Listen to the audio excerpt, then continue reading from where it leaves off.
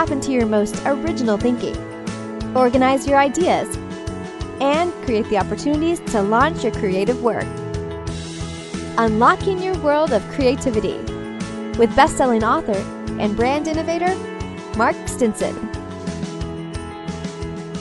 We're flying into Burlington, Vermont and stamping our passport. And I'm so glad to have as my guest, Rebecca de Ornelas. I'm so glad to be here. Welcome to Vermont. It's fantastic. I love Vermont. Let's imagine that we're in a coffee shop in Vermont.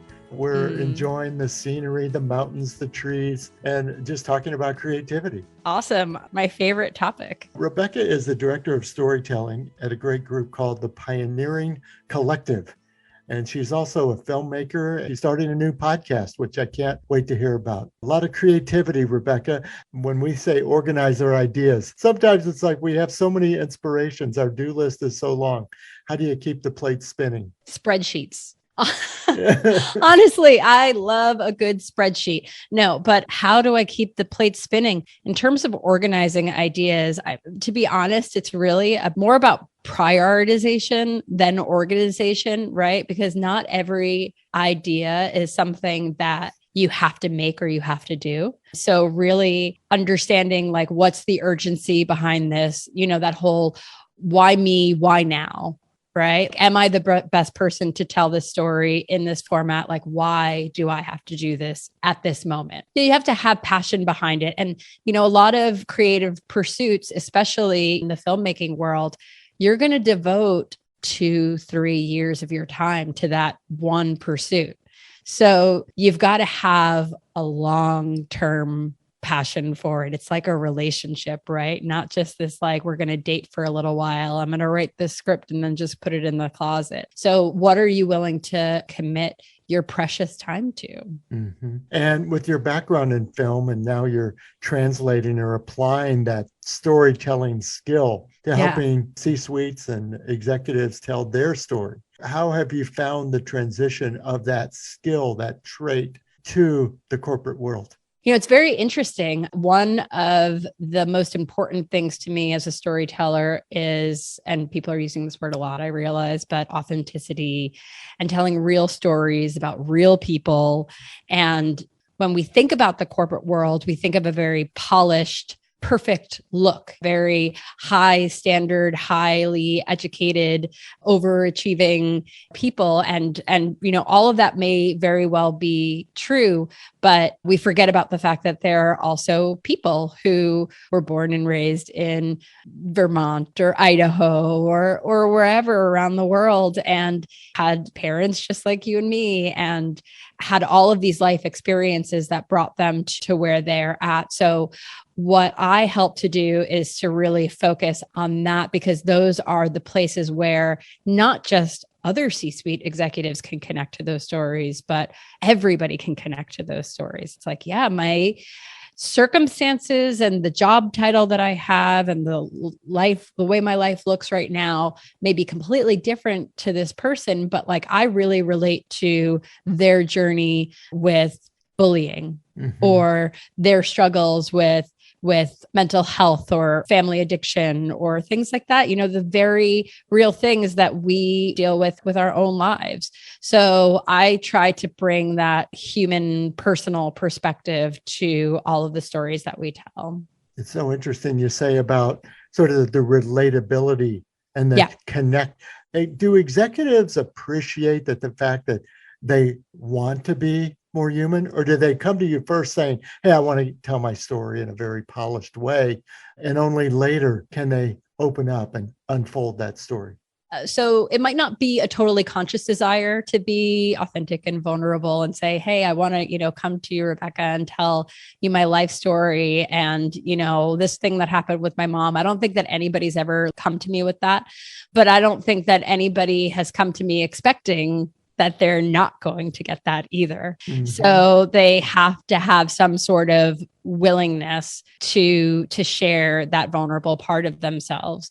And I think what a lot of people are realizing right now is that, especially over the past 2 years, we've all had to welcome each other into each other's homes, right?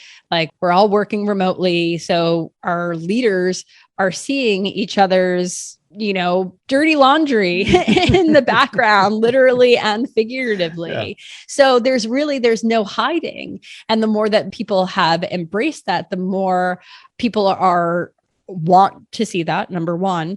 And number two, have more faith and trust in a person that shows those cracks and those flaws and what's beneath the veneer.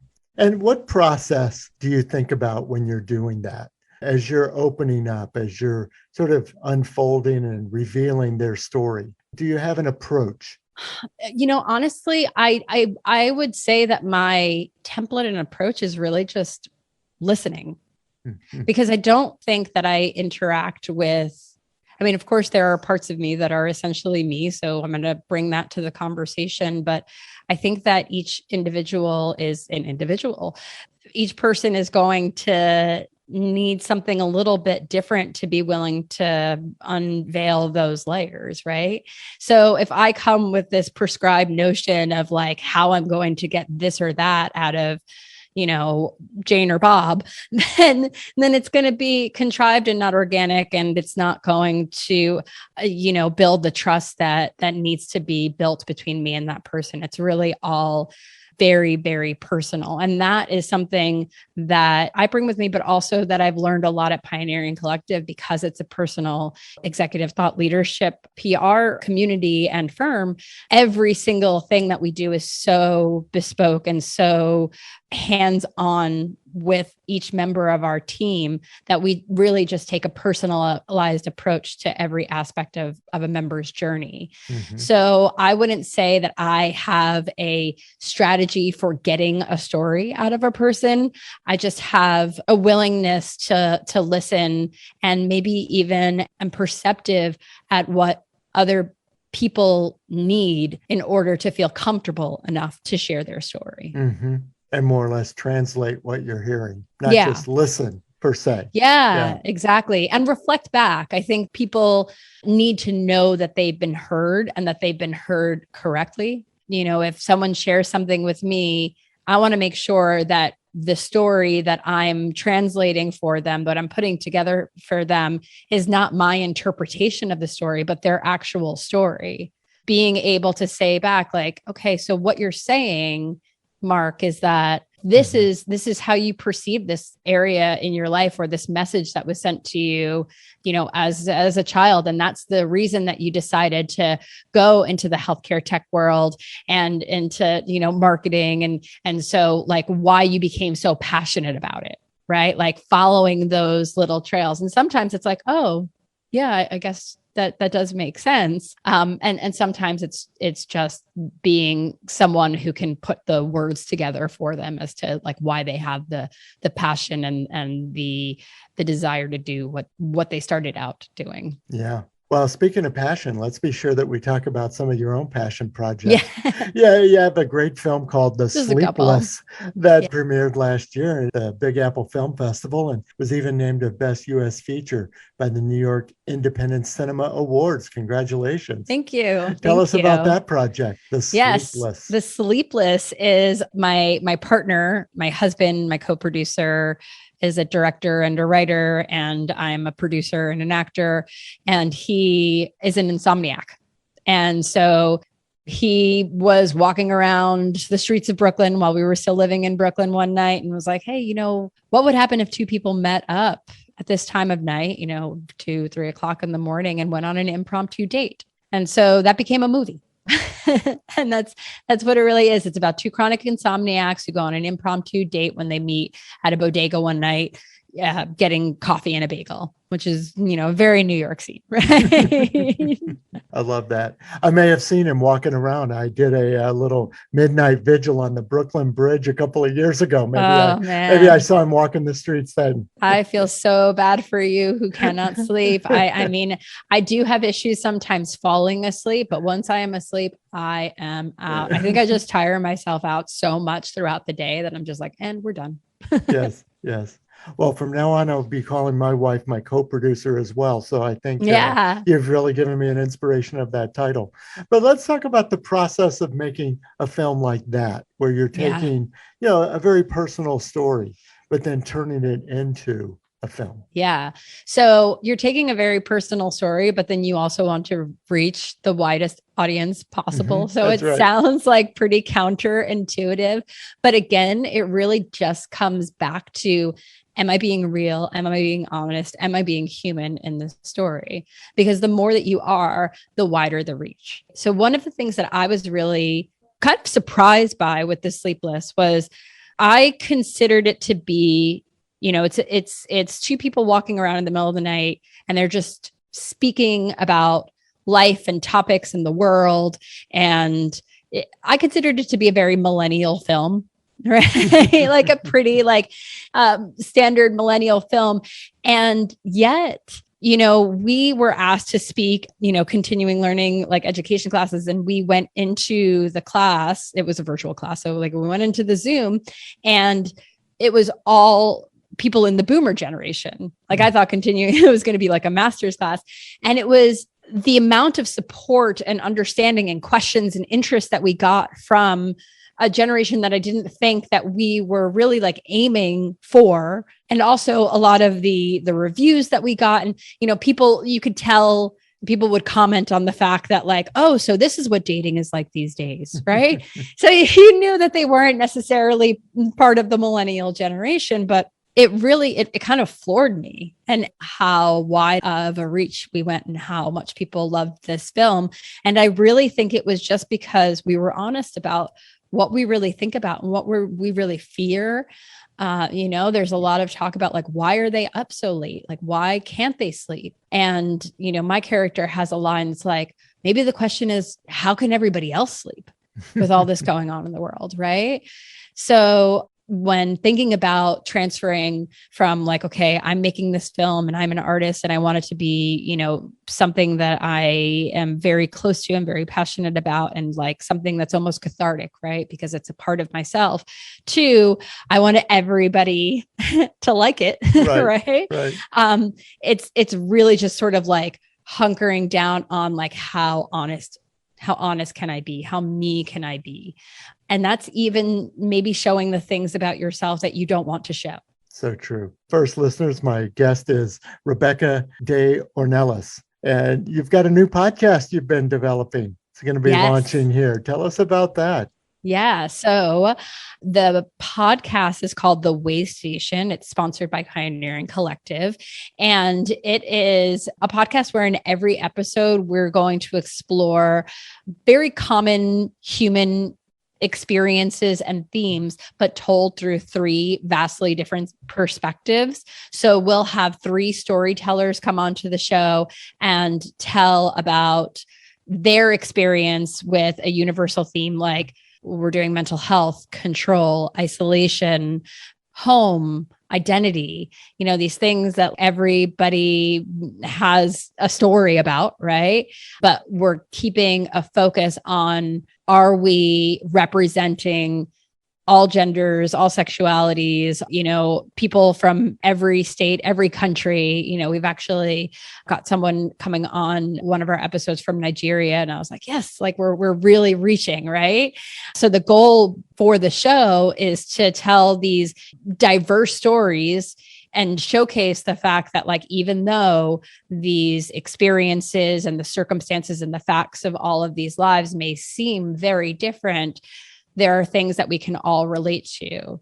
And so at the end of the day, the goal of the show is to make people feel a little less alone. Sounds interesting. Thanks. Yeah, I've always liked this idea of, the multiple perspectives, multiple points of view.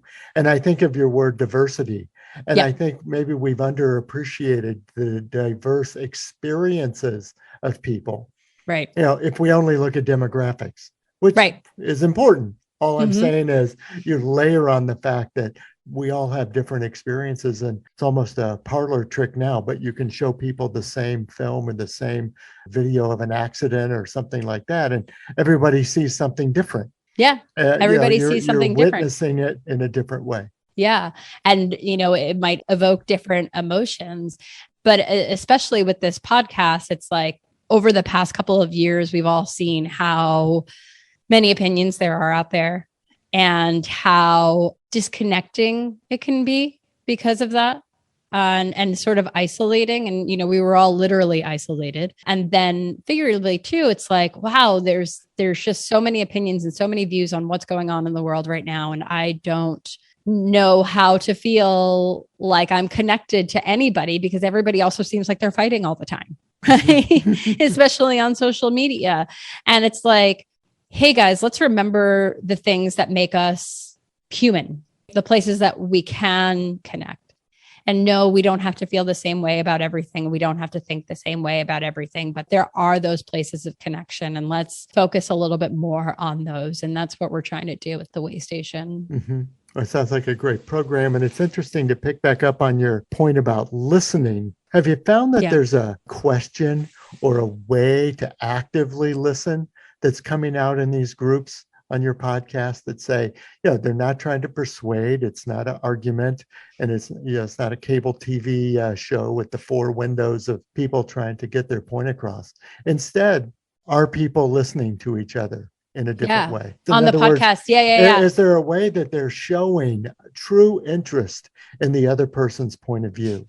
Rather than, listening to come back? The way that I formatted the show is there is that sort of storytelling, not performative in the sense that like people are performing, but like I want people to have their time. Like they have 5 minutes to share their story.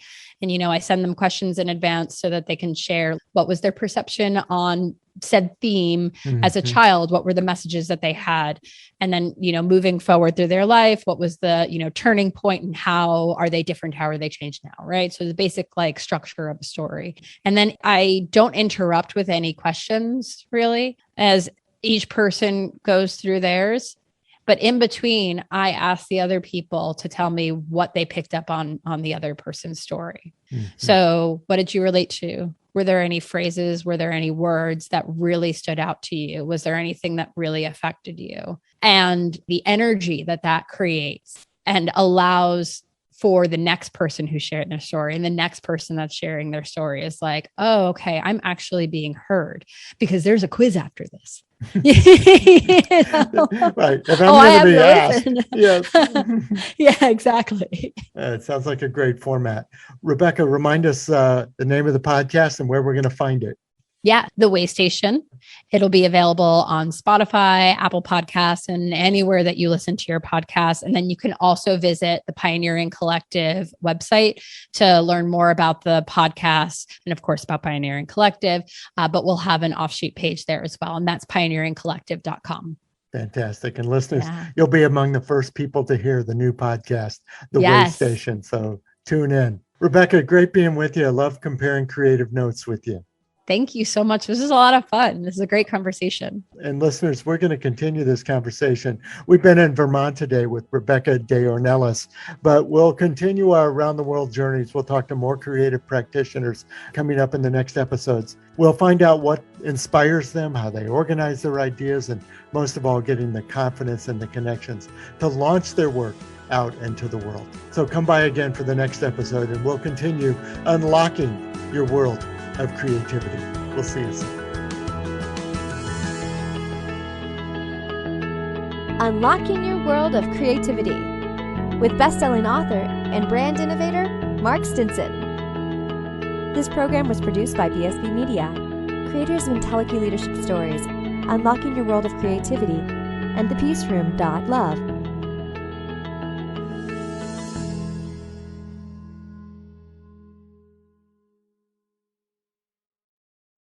We've created a special offer just for listeners of the podcast. You can get the book, A World of Creativity, for a special price of $5.98 for paperback, and the Kindle version is only 99 cents. Go to mark-stinson.com to take advantage of this special offer.